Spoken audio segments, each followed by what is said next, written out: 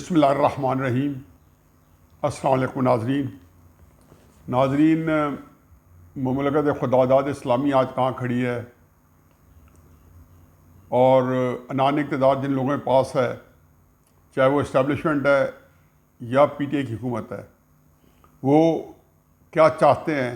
جو کچھ سامنے آتا ہے اس کا تو مجھے نہیں پتہ کہ وہ آیا وہی کچھ چاہتے ہیں، کیونکہ جو ایکشن ہے، جو اعمال ہیں، وہ اس سے بالکل برعکس جا رہے ہیں اور کچھ سمجھ نہیں آتی کہ یہ پاکستان کو جو دل جمعی کے ساتھ کئی بحرانوں میں دھکیل دیا گیا ہے، تو اس سے کہاں پہنچیں گے اور مملکت خداداد کا کیا اینڈ ہوگا؟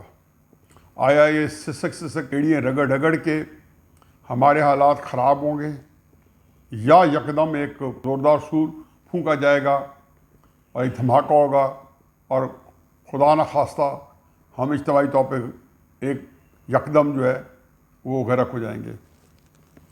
ابھی آپ نے دیکھا ہے کہ جو ہم نے کل بھی ذکر کیا ہے کہ جس طریقے سے پاکستان کے وزیر خزانہ کو یکدم خبر آئی کہ فارغ کر دیا گیا ہے، تو اس لیے حکومت کا یہ فارغ کرنا یا کسی کو تبدیل کرنا یا کسی کو تبادلہ کرنا یہ کوئی اچنبھے کی بات نہیں ہے۔ آپ ٹی وی پہ میڈیا پہ دیکھتے ہوں گے اور وہ بار بار بتا رہے ہوں گے کہ 2.5-3 سال میں کوئی ضلع، کوئی منسٹری، کوئی محکمہ، کوئی وزارت جہاں پہ کوئی ایک ہی بندہ جو ہے وہ ٹک کے بیٹھ سکا ہو، پلک چھپکتے چلا جاتا ہے۔ لیکن جس طریقے سے بندوں کو فارغ کیا جاتا ہے، مثلا فی شیخ کچھ بھی ہے، ایک معزز آدمی تھے اور بڑے ترلے اور منتیں مناجات کے ساتھ وہ پاکستان لائے گئے تھے، تو اب اس کو اس طریقے سے آپ کہہ سکتے تھے کہ جی شیخ صاحب ریزائن کر دیں، اور کہہ دیا جاتا ہے کہ انہوں نے ریزائن کر دیا۔ یہ کہہ دینے کو انہوں برطرف کر دیا گیا۔ یہی حال ندیم بابر صاحب کا تھا۔ ان کو بھی بجائے اس کے کہ آپ کہتے جی کہ آپ نے 1.5 سال کیا ہے کام، مسائل ہیں، آپ چپ کر ریزائن کرتے۔ یہ پرائیویٹ کمپنیوں میں یہ ہوتا ہے، کوئی اچھے رسپیکٹیبل ملازم کو کہا جاتا ہے کہ آپ ریزائن کر دیں، یہاں کا جی کہہ دیا جاتا ہے کہ برطرف کر دیا جاتا ہے۔ فردوس عاشق عوان کو جب نکالا تو بھی یہ برطرف ہو گیا، اس کے بعد ایک ایڈوائزر تھے ان کو بھی برطرف کیا گیا۔ تو یہ برطرفی کا جو سلسلہ ہے، اور پھر جس کو بھی ہٹایا جاتا ہے، ایون کئی جو نیم سرکاری محکمے ہیں ان کے سربراہ بنے، ان کو ہٹایا گیا، تو اسی طریقے سے اور بڑی ایک حقارہ سے توہین آمیز طریقے سے ان کو نکال کے پھر ان کے خلاف پروپیگنڈا کیا گیا۔ یہ ایک وتیرہ بنا ہوا ہے۔ اب ندیم بابر کو دیکھ لیں، ان کی جگہ پہ جو لایا گیا ہے تابش گوہر صاحب۔ اب تابش گوہر صاحب کون ہیں؟ ان کا کانفلکٹ آف انٹرسٹ یہ ہے کہ جی کراچی الیکٹرک کے وہ کرتا دھرتا تھے، اور کراچی الیکٹرک جو تھی وہ عارف نقوی، جو آپ نے شاید نام سنا ہو، یہ ابراج گروپ ہے، اور یہ دو بندے جن کو کہنا چاہیے کہ عارف نقوی اور ریاض ملک صاحب بحریہ والے، جب یہ عمران خان صاحب کے پیچھے ان کا جب پیسہ آیا تو عمران خان صاحب کے سامنے جہانگیر ترین کا پیسہ، علیم خان کا پیسہ، جو دوسرے یہاں کے جو تھے جن کو ہم سمجھتے تھے بہت بڑے بڑے ٹائکونز ہیں، وہ بالکل ایک چھوٹا سا ہیچ نظر آئے، کیونکہ یہ لوگ بہت بڑے تھے۔ اب عارف نقوی جو ہے وہ جس مقدمے میں دنیا کے کوئی درجنوں ملکوں میں وہ فراڈ کے اوپر وانٹڈ ہیں، خود وہ برطانیہ کے اندر ریسٹ پڑے تھے، جہاں انہوں نے امریکہ نے کہا تھا ہمارے حوالے کریں، جہاں ان کو 100-150 سال، میں پھر کہتا ہوں 100-150 سال جیل کی سزا ہو سکتی ہے یا ہوگی۔ اب اس جس کو کہنا چاہیے کہ ساتھ ان کا جو مشہور ہوا نام جب اریسٹ ہوئے تو انہوں نے چاہیے کہ میں تو عمران خان وزیر اعظم پاکستان کا ذاتی دوست ہوں، اور یہ بتایا کہ جی کس طریقے سے ہم ان ٹچ ہیں۔ لیکن جو بات میں کہہ رہا ہوں کہ یہ کے الیکٹرک کے اوپر اسی نیب کی انویسٹیگیشن، سارے اس کے معاملات نمبر 2 تھے، لیکن یہاں اس ملک میں 2 بندوں کو، اور بھی کئی ہوں گے لیکن یہ تو بہت ابھر کے سامنے آئے، عارف نقوی کے معاملات اور ریاض ملک صاحب کے معاملات۔ نہ اس کے نزدیک نیب جا سکتی ہے، دیکھا نہیں تھا کہ جب لنڈن سے کوئی پتنی، مجھے اب ذہن میں سامنے فگر نہیں ہے اور وہ اتنی امپورٹنٹ نہیں ہے، چاہے وہ 250 ملین پاؤنڈ سے یا 350 ملین پاؤنڈ سے، جو کئی ارب روپے ہوتے ہیں، وہ پاکستان واپس کیا گیا کہ یہ پاکستان سے غلط طریقے سے پیسہ آیا ہے۔ یہاں بغلیں ہی بجائیں گے، ایک دن کے لیے کہا گیا کہ جی دیکھیں جی یہ نواز شریف صاحب کے پیسہ آ رہا ہے، کیونکہ اس وقت سامنے کسی کا نام نہیں آیا تھا، ان کا خیال تھا کہ کوئی اس طرح میڈیا ٹائل کر کے جھوٹ پھیلایا جائے گا۔ چند دنوں میں ہی پتہ چل گیا کہ یہ پیسہ تو ریاض ملک صاحب کا ہے. تو برطانوی حکومت نے کہا کہ یہ پاکستان کی حکومت کا پیسہ ہے. جو پیسہ یہاں پہ آیا تو انہوں نے اٹھا کے پھر ریاض ملک صاحب کو دے دیا. اور وہ ہمارے پتہ نہیں وہ کتنے فیمس تھے اور کتنے بدنام تھے، ثاقب نثار صاحب، جن کے روزانہ ہر جگہ تبرہ بھیجا جاتا ہے جن کی ذات مبارکہ پہ. انہوں نے ان کے اوپر 600-700 ارب کا ایک جرمانہ لگایا کہ نا اکشوئی کے لیے، جو انہیں کوئی کئی ہزار 20-25-30-35 ہزار کنال زمین جو کراچی کے قریب ان کو دے دی گئی. مجھے اس کے میرٹ میں نہیں جاتا ہوں، تو بہرحال اس کے ایڈجسٹ ہو گیا.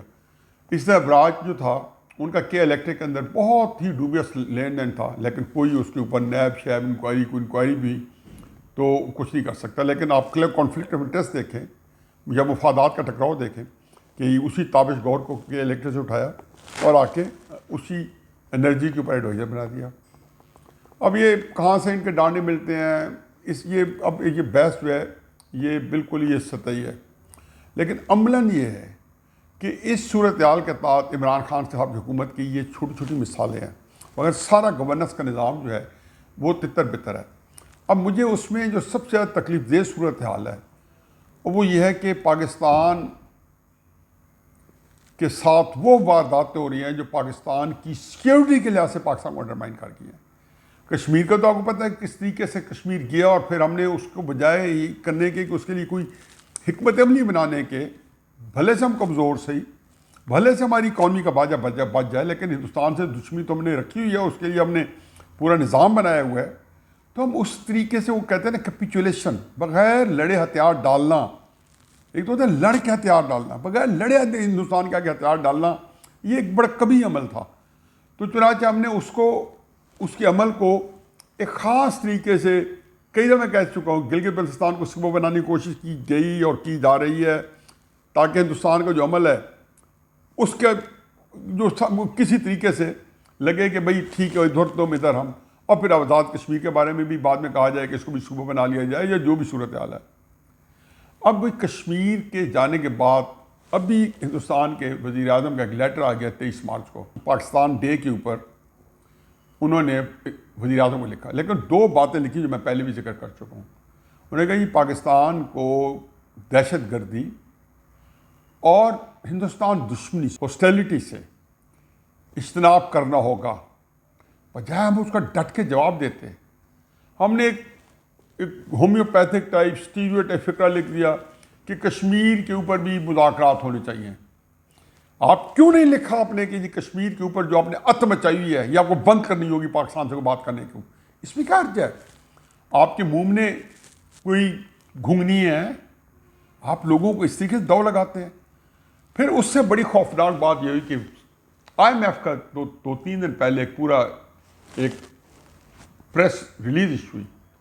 انہوں نے بتایا کہ پاکستان نے کوئی تقریباً بلینز کی جو ساورن گارنٹیز ہیں جو پاکستان نے مختلف چیزوں کو دی ہوں گی، چائنا کو یا کسی اس کو، تو وہ پاکستانی چھپائی 2016 میں. اب یہ ذہن میں رکھیں کہ سی پیک کے اندر جو نیم آف دا گیم تھا کہ امریکیوں کو اکثر نہیں پتہ چلنا تھا. چنانچہ اس حکومت کا یہ کارنامہ کہ ہماری جو جتنی ڈیلز تھیں وہ IMF کو بتائیں، اور پھر IMF نے جب اس کی پوری آڈیٹنگ کی یا سامنے دیکھی تو انہیں بتا دیا کہ آپ لوگوں نے ہمارے ساتھ چیٹنگ کی ہے اور آپ لوگوں نے یہ ساورن گارنٹیز دی ہیں. اور ساورن گارنٹی کس کی تھی؟ ساورن گارنٹی ہماری کراچی کے جو نیوکلیر پروسیسنگ پلانٹس ہیں جن میں نے سی واٹر ہم نے صاف کرنا تھا جو وہاں پہ لگانے تھے، ان کے بھی اگینسٹ ہوں گی، اور کئی چیزوں کے ہمارے پاور پلانٹس ہیں، مجھے اس کی ڈیٹیل ابھی نہیں پتہ.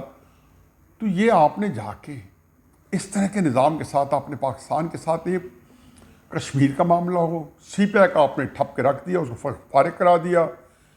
چینی وزیر اعظم نے ابھی $400 بلین کا ایران کے ساتھ جو اسی طرح کا اقتصادی راہداری کا منصوبہ بنایا ہے، یہ سارا پاکستان کے اندر تھا. وہاں تو 25 سال کا تھا، ہمارے ساتھ ان کا 10 سال کا تھا، کہ جس کے اندر انہوں نے تقریباً اس سے جو ہے نا کم و بیش $200 بلین کے قریب جو عام ڈسکشن میں آ رہے تھے، اور 60 بلین کے تو منصوبے سارے کے سارے ایکسیکیوشن میں آ گئے تھے، روبہ عمل تھے.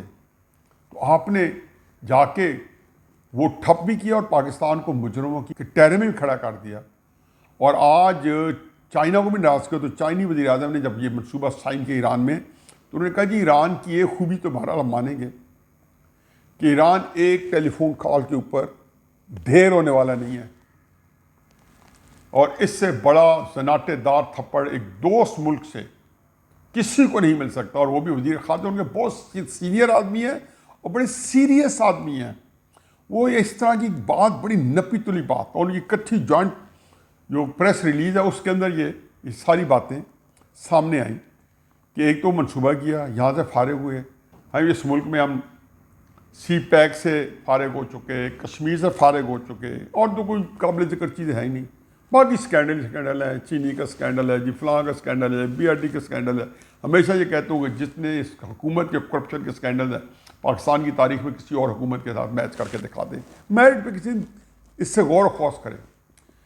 اب تو ایسا لگتا ہے کہ اس ملک سے آسیب پھر گیا ہے. اور آسیب بھی ایسا نہیں پھرا کہ آپ کے پاس کچھ کہنے کو ہے ہی نہیں, اور کہنے کے لیے آپ کہیں تو جس کو کہنا ہے کہ دل کے پھپولے جل اٹھے ہوئے ہیں.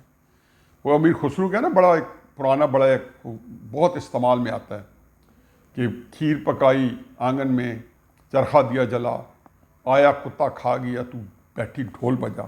یقین جانو کہ ایسے لگتا ہے کہ اس ملک کے وسائل پہ اور اس کے مسائل پہ کوئی کتا آیا ہے اور وہ کھا گیا ہے, اور ہمارے پاس سوائے ڈھول بچانے کے اور کچھ نہیں ہے.